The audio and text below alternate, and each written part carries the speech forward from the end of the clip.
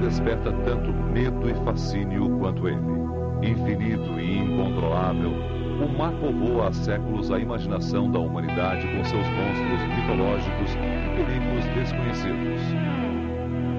Fonte de inspiração para a música e a literatura, nas últimas décadas é o cinema que melhor tem se apropriado dele para provocar fortes emoções. Mistura de suspense, sustos e principalmente tubarões sempre rende boas bilheterias. Baseado numa história real, o filme Mar Aberto, que estreia no Brasil no dia 22 de outubro, conta a história de um jovem casal em férias nas Bahamas, que é esquecido no mar após uma tumultuada sessão de mergulho.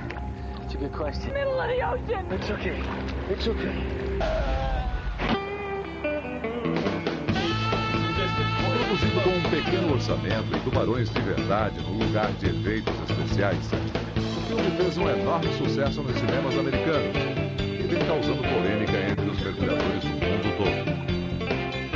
Esse pânico que as pessoas se veem no meio do mar, no meio do tubarão, olhando lá, sozinho, esquecido, eu acho que esse é o grande momento da fita. Eu acho que isso que dá o pânico nas pessoas. Acho que as pessoas se projetam no cinema e falam assim, se acontecesse comigo, como é que eu ia fazer? Como é que eu me viro, entendeu?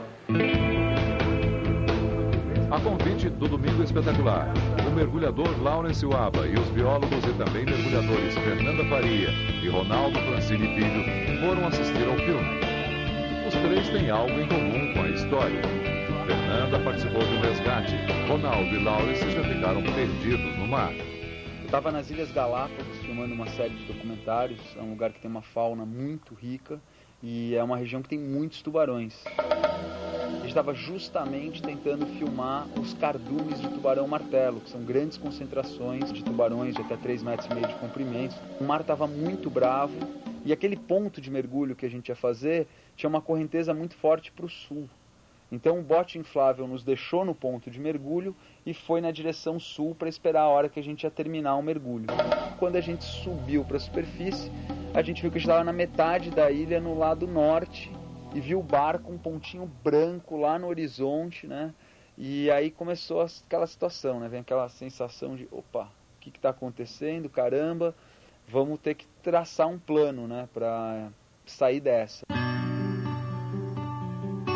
Eu estava em Fernando de Noronha fazendo pesquisa, estava fazendo meu projeto de mestrado e estudando o comportamento de algumas espécies de peixe. Nesse dia a gente foi fazer um mergulho no Cabeça da Sapata, que é um mergulho fundo, 42 metros de profundidade. A gente fez um mergulho de aproximadamente 40 minutos. Eu estava com mais 2 companheiros. E depois do mergulho a gente fez uma parada descompressiva, aproximadamente a 3 metros de profundidade. E quando a gente chegou na superfície, o barco estava bem longe, assim, a uns 400 metros da gente. A gente nadou umas 3 horas e meia mais ou menos, e depois disso a gente percebeu que o barco continuava se distanciando, a ilha estava ficando mais longe. Nosso esforço estava sendo em vão. A gente entrou na água para mergulhar aproximadamente 2 da tarde. E a gente saiu meio-dia do dia seguinte. Os 3 mergulhadores foram recebidos como heróis.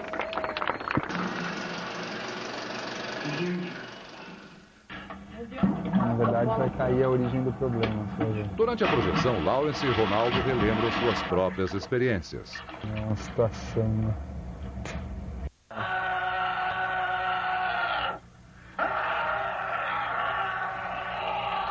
A primeira reação quando você sobe, vem na cabeça um palavrão, né? Dá um frio na barriga, né? Aquela sensação de impotência, não poder fazer nada. Então tem que esperar que outras pessoas possam te resgatar. Na hora que eu tava arrumando minha mochila, colocando as coisas para entrar no barco, tal, tava um dia meio chuvoso, todo mundo com capa de chuva e tal, e aquele silêncio, cada um isolado no seu ponto dentro do barco, concentrado, olhando, eu pensava e me preparando psicologicamente para eventualmente encontrar aquele mergulhador morto. O instrutor de mergulho, Roberto Trindade, com mais de 30 anos de experiência no mar, é um especialista em salvamentos. Com artigos publicados em revistas do Brasil e do exterior, ele tem alguns conselhos para os mergulhadores em perigo. Então a primeira questão é a hipotermia.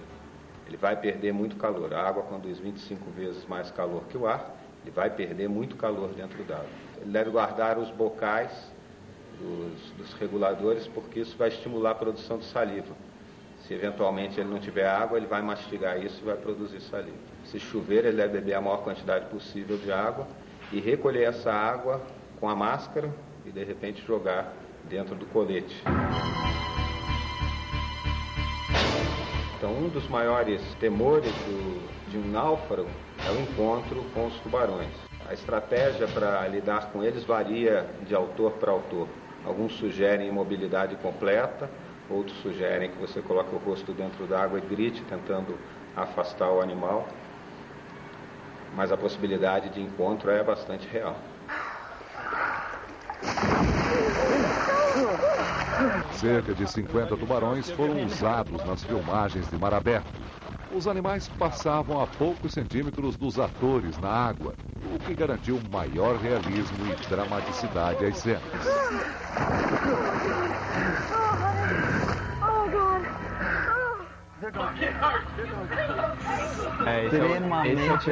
Esse é o pesadelo que aconteceu.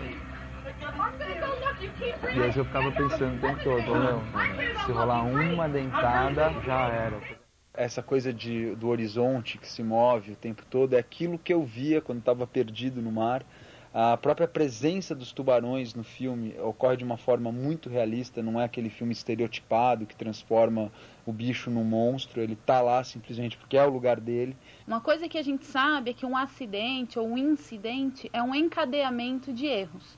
Então, um erro que acontece em cima de outro e acaba levando a um acidente. O mergulho é um esporte em que, numa situação de perigo, quem vai sobreviver não é o mais forte, é o mais calmo.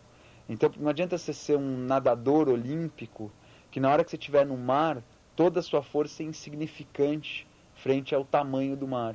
Eu acho que é isso que o filme retrata. O que vai garantir a sobrevivência do indivíduo não é nem equipamento, nem treinamento, e sim a vontade dele viver. O filme é bem realista, só o final que eu acho que não é muito realista, mas eu não vou contar pra vocês.